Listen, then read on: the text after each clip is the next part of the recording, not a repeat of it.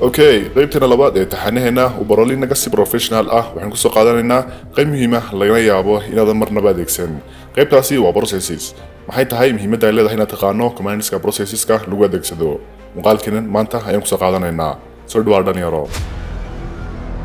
Program kasta, command kasta, iyo nooc kasta oo shaqo ah oo laga dhex sameeyo operating system-kan Linux waxay u jirtaa hab ah process. Yacni waxa lagu magacaabayaa waa process. markaad rangarayso tusaale ahaan nmap waxa taasi noqonaysaa process markaad soo dejiso application waa process marka malware soo galo computerkaaga ee background ka shaqeynayo waa process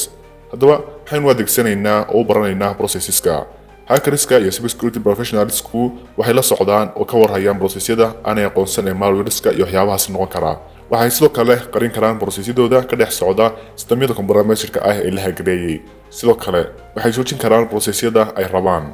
aynu soo qaadano command-keena koowaad waana ps-ox command-kan waxa uu ku tusinayaa process kasta oo ka dhex socda systemka cidda leh inta memory ah ama cpu ah ee process-kaasi adeegsanayo iyo shaqada process-kaasi uu qabanayo markaad rangarayso waxaad arkaysaa user process id oo ah id-ga process-kaas mararka qaarna waa muhiimada xusnaato id-gan cpu iyo command-kan ama shaqada process-kaani qabanayo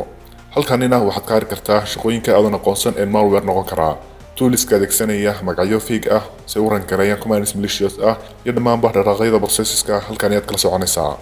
haddaba markuu inoo soo baxo list sidaan oo kale badan waxaan u baahannahay inaynu kala filter gareyn karno oo kala soo bixi karno kuwa aan rabno taasi si aan sameynana waxaanu adeegsanaynaa command-ka grep tusaale ahaan processyada secure shell-ka adeegsanaya ee laga maamuli karo meel ka baxsan computerkeena waxaynu sidoo kale raadin karnaa processyada adeegsanaya python kuwaan adeegsanaya netcat nmap iyo dhammaan waxyaabaha kale la midka ah waynu filter gareyn karnaa waynu soo dhex saari karnaa listkan ah processyada ka shaqeynaya computerkeena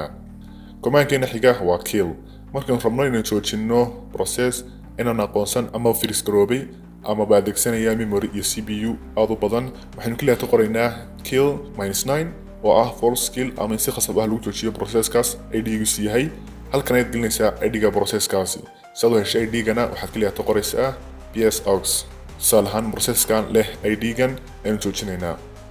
command-keena xiga waa top aynu kula soconayno dhaqaaqa real time-ka ah ee cpu-da iyo memory-ga haddaynu qorno top waxaynu arkaynaa shaqooyinka adeegsanaya memory badan